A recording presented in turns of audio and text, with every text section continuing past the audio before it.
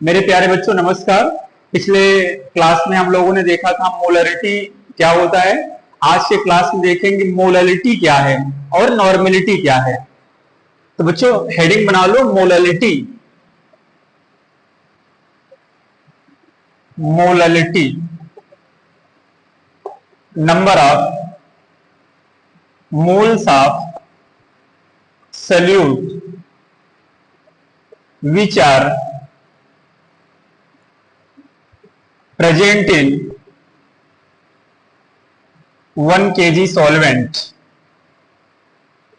1 kg solvent formula क्या होगा molarity का? Number of moles of salute upon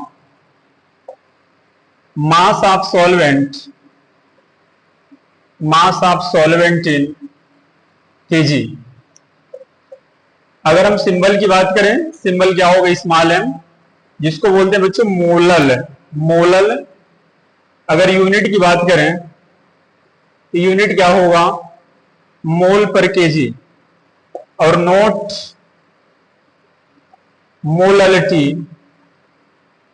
molarity does not depend on the temperature। तो बच्चों क्या समझ में आया? देखो ध्यान से, molarity number of moles of solute which are present in 1 kg solvent. इसको अंडरलाइन कर लो, ये बहुत इंपॉर्टेंट है। बच्चे क्या सोचते हैं ना, सर यहाँ पे वॉल्यूम होगा। बेटा वॉल्यूम नहीं होगा, केवल ये एक ऐसा फार्मूला है जिसमें क्या है, सॉल्वेंट है और हमें मास लेना है, किसमें? केजी में लेना है। मोलरिटी की डिफिनेशन क्या है? Number of moles of solute which are present in 1 kg solvent. 1 kg solvent में सॉल्यूट के कितने मोल्स प्रेजेंट हैं, ये होता है मोलरिटी। देखो यहां पे मैंने फार्मूला लिख दिया, molarity equal number of moles of solute upon mass of solvent in KG. अगर यूनिट की बात करें, ऊपर क्या है? मोल, अपॉन में क्या है? केजी। मोल पर केजी, सिंबल क्या होगा? स्मॉल एम, जिसको बोलते हैं मोलल। अच्छा बेटा बहुत important, molarity does not depend on temperature. ऐसा क्यों? मोलरिटी तो डिपेंड करता था टेम्परेचर पे, क्योंकि उस फार्मूले में वॉल्यूम था। लेकिन यहाँ पे वॉल्यूम नहीं है बेटा, ये मास है। ये क्या काम करेगा? टेम्परेचर पे डिपेंड नहीं करेगा। अब इस पे एक न्यूमेरिकल कर लेते हैं।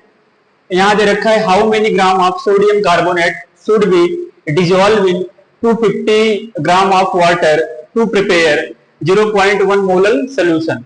तो गिवन क्या है? गिवन है हमें मोलरिटी 0.1 दे रखा है। गिवन क्या है? ये स्मॉल एम इक्वल 0.1 दे रखा है। How many gram of sodium carbonate should be dissolve. कोई बात नहीं, फार्मूला लिखो, molarity equal number of moles of solute upon mass of solvent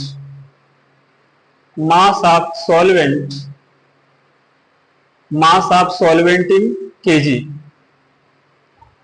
molarity given है कितना? 0.1। नंबर ऑफ मोल्स सॉल्यूट का निकालना है बच्चों। नंबर ऑफ मोल्स कैसे निकालेंगे? Given mass upon molar mass. Given mass find करना है, x मान लो। मोलर मास कितना होता है? 106। और सॉल्वेंट डिजॉल्वेंट 250 ग्राम ऑफ वाटर ना, ये है तुम्हारा सॉल्वेंट 250। इसको केजी में करना है तो क्या कर देंगे? 1000 से डिवाइड कर देंगे।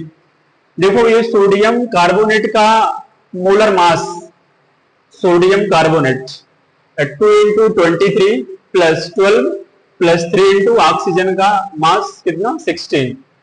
ये हो जाएगा 46 प्लस 12 प्लस 48 प्लस करोगे 106 आ जाएगा। ये कितना आ जाएगा? 1/4। तो देखो यहाँ पे 0.1 इक्वल x अपॉन 106 इंटू 4/1, 2 2 या 4, ये कितना आ गया? 53। तो 0.1 इक्वल x अपॉन 53 इंटू 2, मतलब ये 2x हो जाएगा। मल्टीप्लाई करोगे तो 5.3 इक्वल 2x, x इक्वल 5.3/2। इसको सिंप्लीफाई करो, 2 2 या 4, 2 6 या 12, 2.65 ग्राम। ये आ गया आपका आंसर। बच्चों अब हम लोग देखते हैं नॉर्मेलिटी क्या होता है। What is normality? देखो यहाँ पे normality number of gram equivalent of solute which are present in 1 litre solution. Number of gram equivalent of solute which are present in 1 litre solution. अब बेटा देखो नॉर्मेलिटी का फार्मूला क्या होगा? Number of gram equivalent of solute upon volume of solution in litre. अगर हम unit की बात करें तो ग्राम इक्विवेलेंट अपॉन में क्या हो जाएगा? लीटर। सिंबल की बात करें, सिंबल क्या होगा? एन होगा।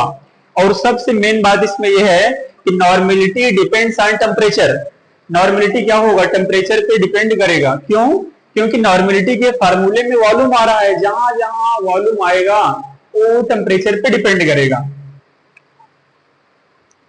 अब यहाँ पे आया है ना ग्राम इक्विवेलेंट। आप सोच रहे होंगे सर ये ग्राम इक्विवेलेंट क्या है? मैं बताता हूं gram equivalent. Gram equivalent equal होता है मास अपान इक्विवेलेंट मास। अब फिर से एक समस्या आ गया, इक्विवेलेंट मास क्या है? बच्चों इक्विवेलेंट मास इक्वल होता है मोलर मास, मोलर मास अपान एनएफ। एनएफ क्या है? एनएफ है एन फैक्टर। अब ये एन फैक्टर क्या है इसको मैं आपको जब न्यूमेरिकल्स कराऊंगा तब उसको मैं अच्छे से समझाऊंगा।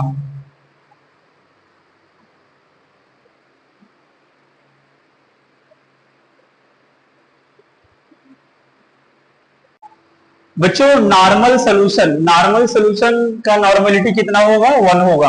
अगर कहीं लिखा है बाई नॉर्मल तो बाई का मतलब 2 होता है। ऐसा सोल्यूशन जिसकी नॉर्मलिटी क्या है? 2 है। अगर कहीं लिखा है डेसी नॉर्मल, डेसी का मतलब 1/10, डेसी नॉर्मल का मतलब नॉर्मलिटी कितना होगा? 1/10। अगर कहीं लिखा है सेंटी नॉर्मल तो सेंटी का मतलब 1/100 होगा। सेंटी नॉर्मल का मतलब क्या है? ऐसा सोल्यूशन जिसकी नॉर्मलिटी 1/100 है। Relation between normality and molarity क्या होता है?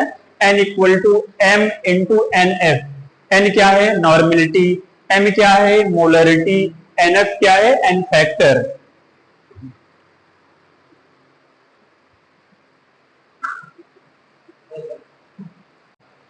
बच्चों हम लोग देखते हैं नॉर्मलिटी ऑफ मिक्सचर। अगर कोई मिक्सचर दे रखा है उसकी नॉर्मलिटी कैसे कैलकुलेट करेंगे ना।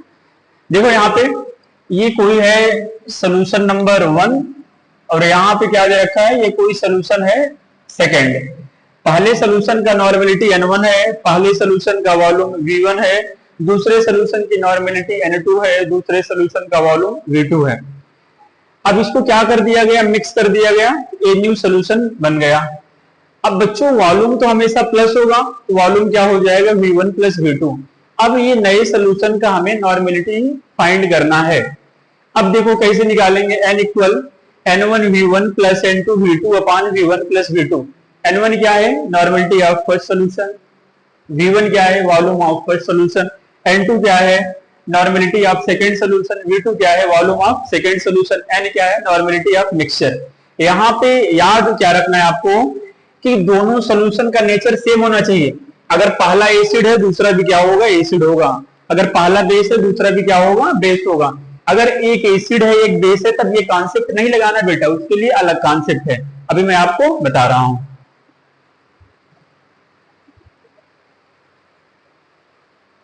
बच्चों हम लोग आगे देखते हैं। देखो यहाँ पे स्पेशल केस, ये पहला सोल्यूशन एसिड है, दूसरा सोल्यूशन क्या है? बेस है। तो एसिड की नॉर्मलिटी क्या है? Na और एसिड का वॉल्यूम क्या है? Va और बेस का नॉर्मलिटी क्या है? Nb है। बेस क्या है? Vb है। दोनों को मिक्स कर दिए। अब ये जो न्यू सोल्यूशन बना इसका नॉर्मलिटी क्या करना है? फाइंड करना है। अब बच्चों कैसे करेंगे?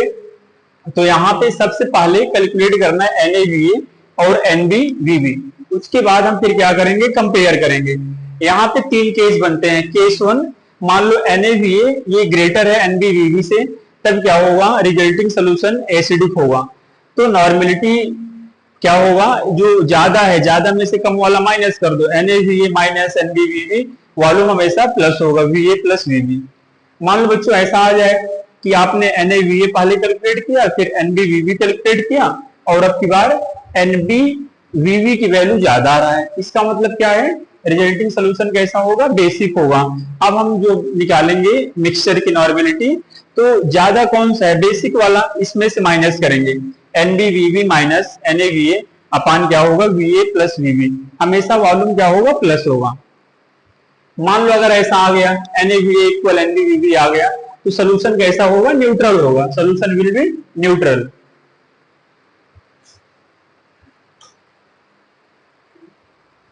बच्चों मेरा वीडियो आपको कैसा लगा कमेंट बॉक्स में जरूर कमेंट करिएगा और ज्यादा से ज्यादा शेयर करिए, लाइक करिए और चैनल को सब्सक्राइब कर लीजिए।